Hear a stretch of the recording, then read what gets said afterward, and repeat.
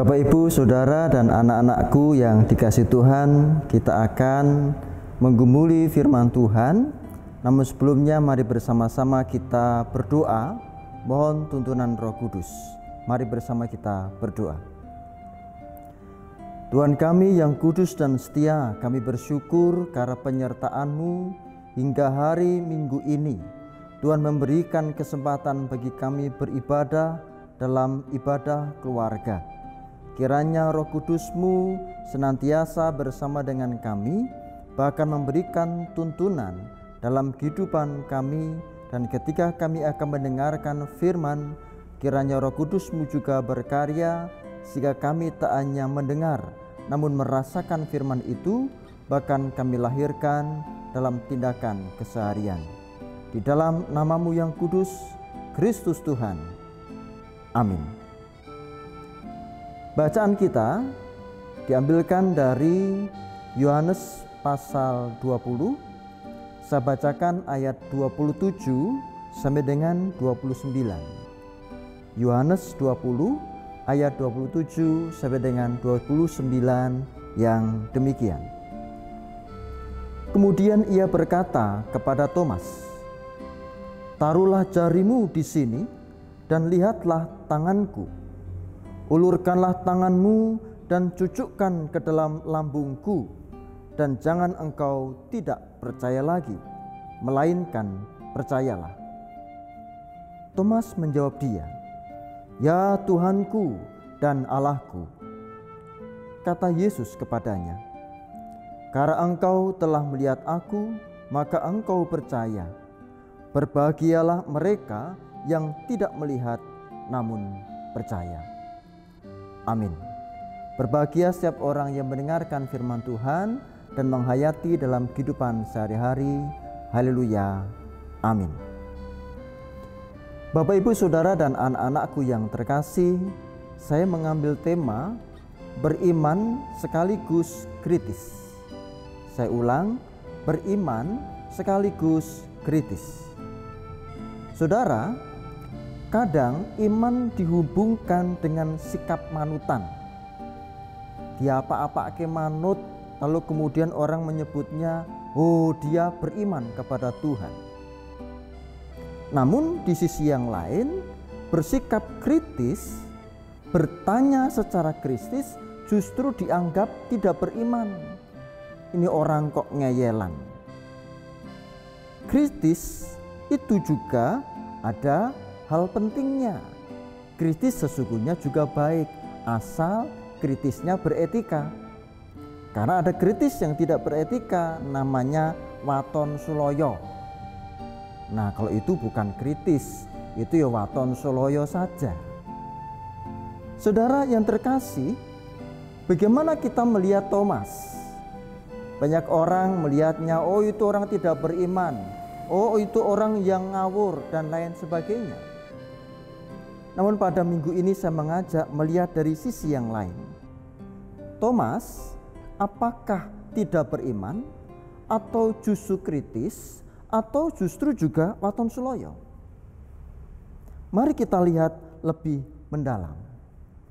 Thomas memiliki pertanyaan-pertanyaan, memiliki argumen yang perlu dijawab.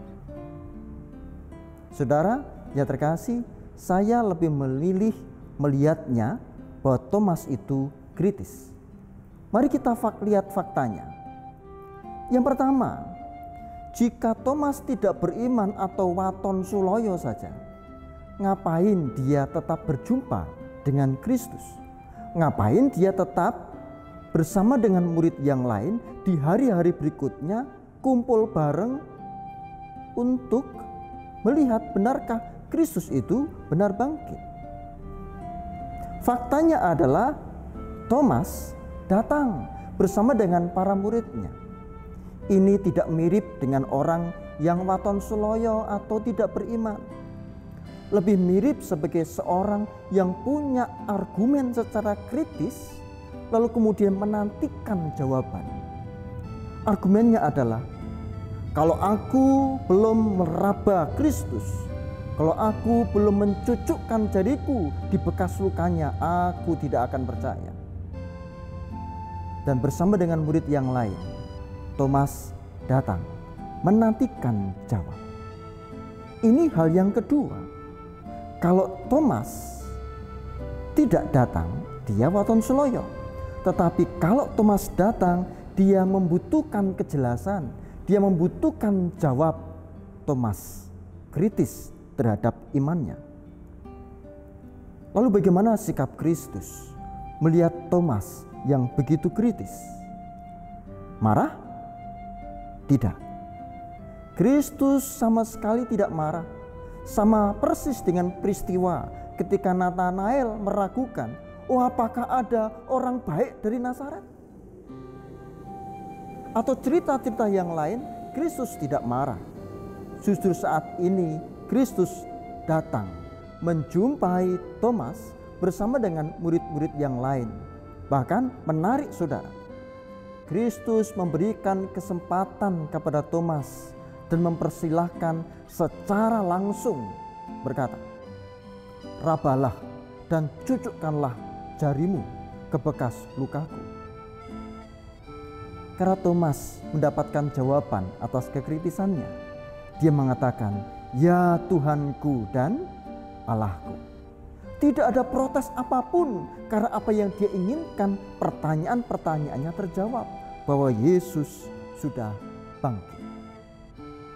Anak-anakku yang dikasihi Tuhan, Bapak Ibu Saudara yang juga dikasihi Tuhan.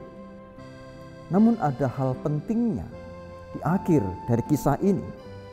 Ketika Yesus berkata, berbahagialah mereka yang tidak melihat namun percaya.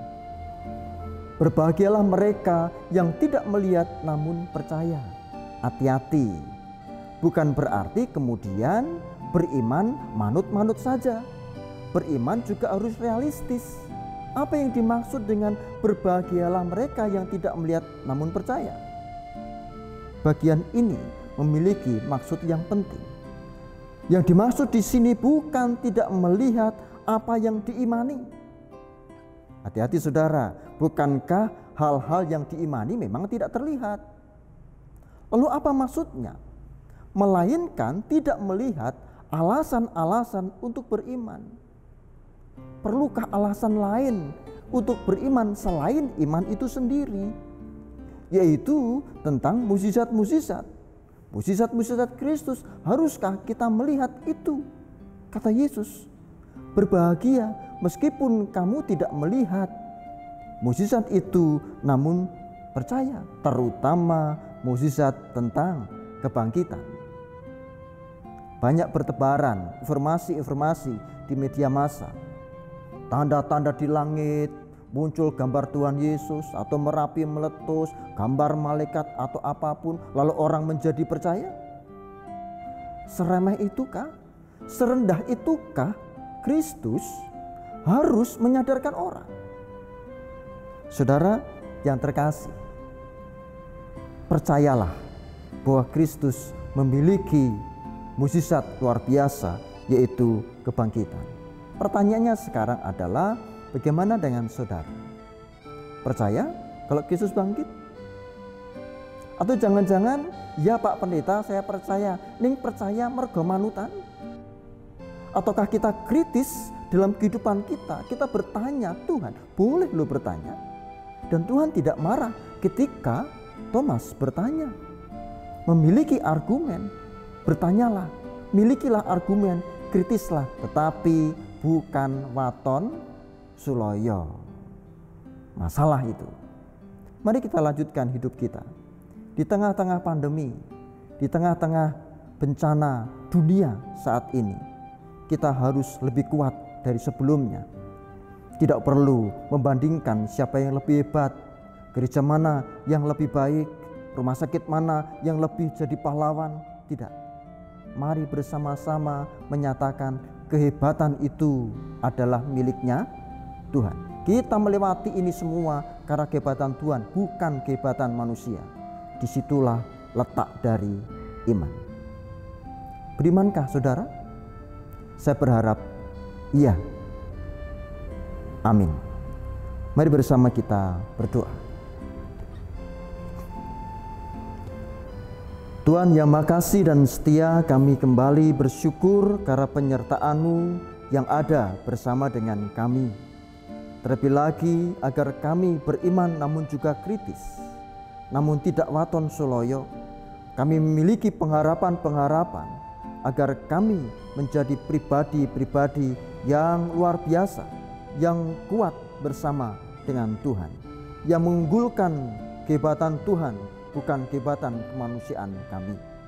Ajari kami tetap setia di tengah-tengah pandemi corona pada saat ini.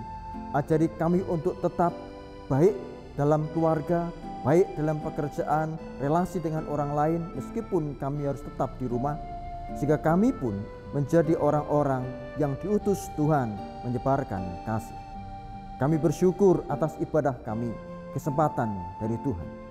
Di dalam nama-Mu kami harapkan berkat-Mu yang melimpah. Di dalam nama kudus Allah Bapa, Anak, dan Roh Kudus. Amin.